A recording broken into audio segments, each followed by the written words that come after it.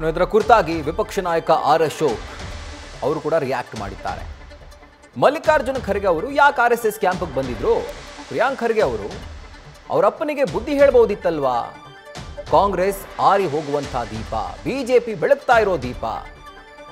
ಅವರಿಗೆ ಅಷ್ಟು ಧಮ್ ಇರಬೇಕಾದ್ರೆ ಬಿಜೆಪಿಗೆ ಇನ್ನೆಷ್ಟಿರಬೇಕು?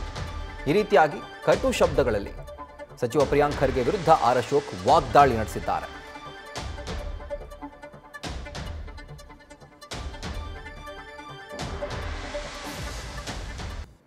ಅವರಪ್ಪ ಯಾಕೆ ಬಂದು ಹೋದ್ರು?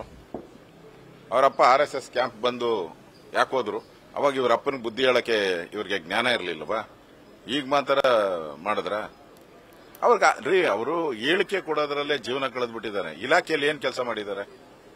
ಇಲಾಖೆಯಲ್ಲಿ ಇಡೀ ಗುಲ್ಬರ್ಗ ಬೆಂಕಿ ಹತ್ಕೊಂಡು ಉರಿತಾ ಇದೆ. ಅಲ್ಲಿ ರೈತರು ಬೀದಿಗಿಳಿದು ಧರಣಿ ಮಾಡ್ತಾ ಇದ್ದಾರೆ. ಮಳೆಗಳು ಮುಳುಗೋಗಿದೆ. ಅಲ್ಲಿ ನೋಡಕ್ ಯೋಗ್ಯತೆ ಇಲ್ಲ ಇವರಿಗೆ. RSS ಬಗ್ಗೆ ಮಾತಾಡಿದ್ರೆ ಸುದ್ದಿ ಆಗ್ತೈತೆ. ನಾನು ದೊಡ್ಡ ಸುದ್ದಿ ಆದ್ರೆ ದೇಶದಲ್ಲೆಲ್ಲ ನನ್ನ ಹೆಸರು ಫೇಮಸ್ ಆಗ್ತೈತೆ. ಅದಕ್ಕೋಸ್ಕರ ಮಾಡ್ತಾ ಇದ್ದಾರೆ. ಅವ್ರಿ ಏನ್ ಮಾಡಕ್ ಸಾಧ್ಯ? ಅವರು ಇನ್2 ವರ್ಷ ಆಡ್ದಂಗ್ ಬಂದು ಹೋಗ್ತೈತೆ. ಓಡೋಗ್ತಾರೆ. ಅವಾಗ ಓಡಿ ಬಿಲ ಸೇರ್ಕೊಂಡ್ಬಿಡ್ಬೇಕು ಅವರೆಲ್ಲ. ಹಂಗ್ ಮಾಡ್ತಾರೆ ಬಿಜೆಪಿ. ಗೊತ್ತಿರ್ಲಿ, ಬಿಲ ಸೇರ್ಕೊಂಡ್ರು ಬಿಡಲ್ಲ ಇವ್ರನ್ನ.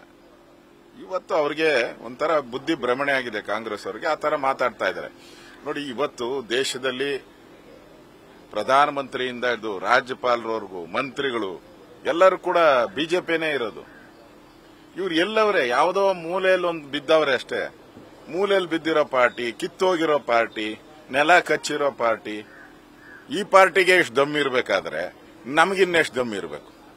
ಪಾರ್ಲಿಮೆಂಟ್ ಅಲ್ಲಿ ನಮ್ಮ ಪ್ರಧಾನಿ ಇರಬೇಕಾದ್ರೆ, ದೇಶದಲ್ಲಿ ನಮ್ಮ ಪ್ರೈಮ್ ಮಿನಿಸ್ಟರ್, ರಾಷ್ಟ್ರಪತಿ ಇರ್ಬೋದು, ಉಪರಾಷ್ಟ್ರಪತಿ ಇರ್ಬೋದು, ಎಲ್ಲರೂ ನಮ್ಮವ್ರು ಇರಬೇಕಾದ್ರೆ, ಎಲ್ಲಾ ರಾಜ್ಯಗಳಲ್ಲಿ ಆಲ್ಮೋಸ್ಟ್ ಆಲ್ ಬಿಜೆಪಿ ಇರಬೇಕಾದ್ರೆ ಇವ್ರು ಯಾರು ಕೇಳ್ತಾರ್ರಿ? ಇವ್ ಬೋರ್ಡ್ಗೆ ಇರಲ್ಲ. ಅವ್ರಿಗೇನೋ ತೀಟೆ ತೀರ್ಸ್ಕೊಳಕ್ ಮಾತಾಡ್ತಾರೆ. ಅದಕ್ಕೆ ಪ್ರಚಾರ ಸಿಗ್ತೈತೆ ಅಂತ ಹೋಗ್ತಾ ಇದ್ದಾರೆ. ಶಾಖೆಗಳಲ್ಲಿ ಮಕ್ಕಳನ್ನ ಬ್ರೈನ್ ವಾಶ್ ಮಾಡಲಾಗ್ತಿದೆ. ಈಗ ದಲಿತ ಸಂಘಟನೆಗಳು ಇಲ್ಲ ಇನ್ನು ಬೇರೆ ಸಂಘಟನೆಗಳು ದೊಣ್ಣೆ ಹಿಡ್ಕೊಂಡು ಓಡಾಡಿ ನೀವು ಸುಮ್ಮನೆ ಇರ್ತೀರಾ? ನೀವು ಬೇಕಾದ್ರೆ ದೊಣ್ಣೆ ಹಿಡ್ಕೊಂಡು ಓಡಾಡ್ತಾರೆ RSSನವರು ಅಂತ ಹೇಳಿದ್ದಾರೆ. ಯಾರು? ಅಂದ್ರೆ ಈಗ ದಲಿತ ಸಂಘಟನೆಗಳು, ಹಿಂದುಳಿದ ಸಂಘಟನೆಗಳು ದೊಣ್ಣೆ ಹಿಡ್ಕೊಂಡು ಓಡಾಡಿದ್ರೆ ಬಿಜೆಪಿಯವರು ಸುಮ್ಮನಿರ್ತಾರ? ಇವ್ರು ಗಣವೇಶ ಹಾಕೊಂಡು ದೊಣ್ಣೆ ಹಿಡ್ಕೊಂಡು ಓಡಾಡ್ತಾರೆ. ಇವ್ರನ್ನ ಕೇಳೋರು ಯಾರು ಇಲ್ವಾ ಅಂತ. ನೋಡಿ, RSS 100 ವರ್ಷ ಆಗಿದೆ. ದೊಣ್ಣೆ ಅಲ್ಲ ಅದು. ದಂಡ ಹಿಡ್ಕೊಂಡು ರೂಟ್ ಮಾರ್ಚ್ ಇರ್ಬೋದು, ಬೇರೆ ಬೇರೆ ಎಕ್ಸರ್ಸೈಸ್ ಮಾಡುವಂತದಕ್ಕೆ. ಹಿಂದೆ ನಮ್ಮ ಕುಸ್ತಿ ಇತ್ತಲ್ಲ, ಕುಸ್ತಿಯಲ್ಲೂ ದಂಡ ಇಟ್ಕೊಂತ ಇದ್ರು. ಅವಾಗ ನೀವು ಕುಸ್ತಿ ಎಲ್ಲೆಲ್ಲಿ ನಡೀತೈತೋ ಅಲ್ಲೆಲ್ಲ ದಂಡ ಇಟ್ಕೊಂಡವ್ರು ನೀವು. ಅದು ಪದ್ಧತಿ, ಅದು ಸಂಘದ ಪದ್ಧತಿ. ಅದು ಹೊಸದಾಗೇನೂ ಆಗಿಲ್ಲ. ಇವರು ನಾವು ಹಿಂದೂಗಳೆಲ್ಲ ಒಂದು ಅಂತ ಹೋಗ್ತೀರಿ. ಇವ್ರಿಗೆ ಹಂಗಲ್ಲ. ಈ ಮುಸಲ್ಮಾನರ ಓಲೈಕೆ. ಮುಸಲ್ಮಾನರು RSS ಬೈದ್ರೆ ಯಾರು ಖುಷಿ ಆಗ್ತೈತೆ? ಈ ದೇಶದಲ್ಲಿ, ಈ ರಾಜ್ಯದಲ್ಲಿ ಮುಸಲ್ಮಾನರು ಖುಷಿ ಆಗ್ತೈತೆ. ಆ ಮುಸಲ್ಮಾನರು ಖುಷಿ ಮಾಡಕ್ಕೋಸ್ಕರ ಹೇಳ್ತಾ ಇರುವಂತ ಸ್ಟೇಟ್ಮೆಂಟ್ ಬಿಟ್ರೆ ಬೇರೆ ಏನೂ ಇಲ್ಲ ಇದರಲ್ಲಿ ಅಂತ ಅನ್ಸುತ್ತೆ. ಚಟುವಟಿಕೆಗಳಿಗೆ ಬ್ರೇಕ್ ಕೊಟ್ರೆ ಅವರು ಬೋರ್ಡ್ ಗಿಲ್ದಿದ್ ಗಿರಾಕಿಗಳ್ರಿ ಇವರೆಲ್ಲ. ಗಿರಾಕಿಗಳು, ಬೋರ್ಡ್ ಗಿಲ್ದಿದ್ ಗಿರಾಕಿಗಳು. ಇವ್ರ ಗಿರಾಕಿಗಳಿಗೆಲ್ಲ ಭಯ ಬೀಳ್ತೀರ ನಾವು. ನಾನೇ ಓದ್ತೀನಪ್ಪ, ಬಂದು ಅದೇನ್ ಮಾಡ್ತಾರ ಮಾಡೋ ಅಂತ ಹೇಳು. ಬಾ ದಮ್ಮಿದ್ರೆ ಬಂದು ನನ್ನ ಅರೆಸ್ಟ್ ಮಾಡಕ್ ಹೇಳು. ಇವಾಗ CT ರವಿ ಇರ್ತಾರೆ, ನಾವು ಹೋಗ್ತೀರಿ, ನಾನ್ ಮಾಡ್ತೀನಿ. ಇವ್ರು ಎಲ್ಲಿ ಮಾಡ ಅಂತ ಅಲ್ಲೇ ಮಾಡ್ತೀನಿ ನಾನು. ದಮ್ಮಿದೆಯಾ ಇವ್ರಿಗೆ? ಮಾಡಿ ನೋಡೋಣ, ಏನ್ ಮಾಡ್ತೀರಾ? ಆ ದಮ್ ಇಲ್ಲ ರೀ ಇವ್ರಿಗೆ. ಸ್ಟೇಟ್ಮೆಂಟ್ ಕೊಡೋದು ಒಂದು ಹುಚ್ಚು ಬಿಟ್ರೆ ಇನ್ನೇನು ಇಲ್ಲ.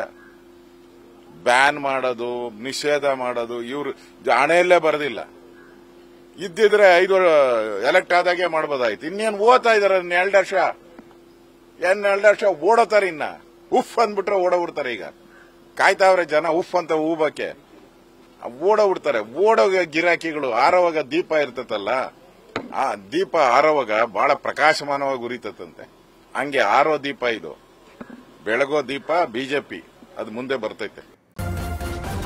ನ್ಯೂಸ್ ಫಸ್ಟ್, ನಿರ್ಭೀತಿಯಿಂದ ನಿಮ್ಮ ಪರವಾಗಿ.